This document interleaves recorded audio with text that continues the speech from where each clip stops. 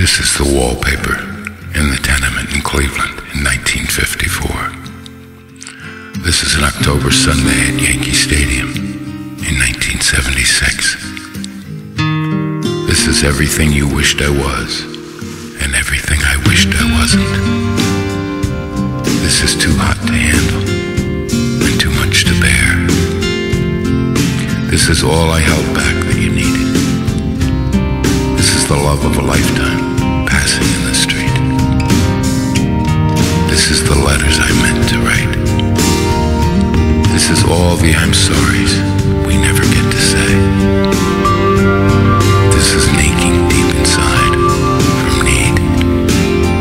This is vanilla spice candles and the scent of cinnamon.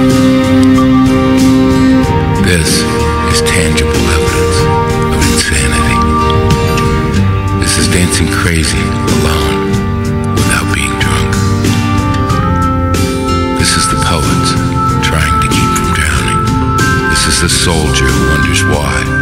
This is seeing God in a woman's eyes and looking for it again forever.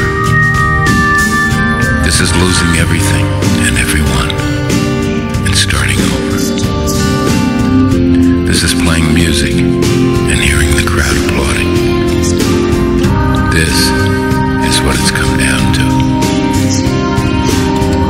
This is perfect sex. This is post-coital, postpartum, post-nasal depression.